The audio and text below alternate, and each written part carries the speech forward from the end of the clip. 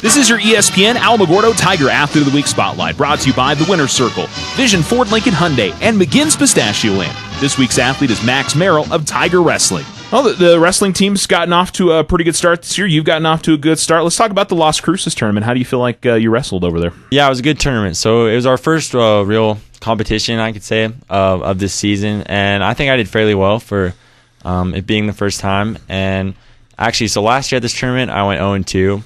And not proud of that one. So this year, being able to place sixth, I felt good about it. Yeah, I think we got to the quarterfinals. You won the first couple matches, and we're on the championship part of the bracket. So to be where you had the chance, maybe even to win your weight class, had to feel pretty good, right? Yeah, just winning matches, honestly, feels good.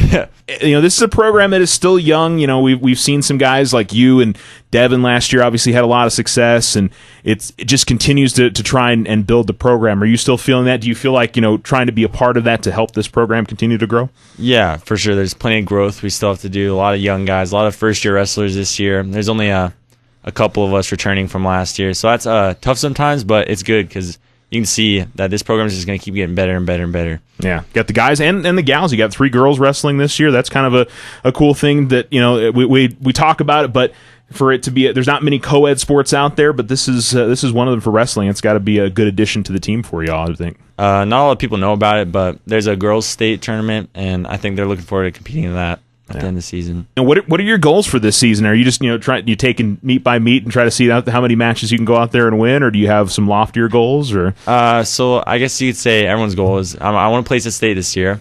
Last year I didn't place, and mostly just taking it match by match. Like if I look too far ahead, I find myself not preparing myself well enough for the next match. So just looking at the next match, doing the best I can. Yeah.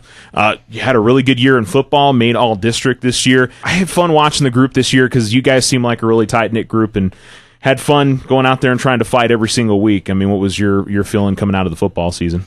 Football and wrestling, they go like hand in hand. So I think having a decent football season, it goes right along into wrestling. Like they're different sports, and not a lot of people think they would connect like that, but being a better wrestler makes me a better football player, and being a better football player definitely improves my wrestling. And we may see you in a spring sport this year. You're thinking about trying to get involved with track and field, maybe? Yeah, I'm thinking about just going throw, see what I'm best at. Junior this year, you still hoping to do some athletics in college going forward? Is that the hope? Do you know which sport, or that if you could choose one that you'd like to do going forward? People ask me that, but I can't really pick a favorite. I love them both, so we'll see what happens. And if I get offered one or the other, I'm definitely going to take every opportunity I can. So watch you go out and do track, and that'll be the sport that you end up doing going forward. That'd be cool. Yeah. Well, we'll see what happens this weekend. You guys go to Roswell, the Rio Hondo Classic.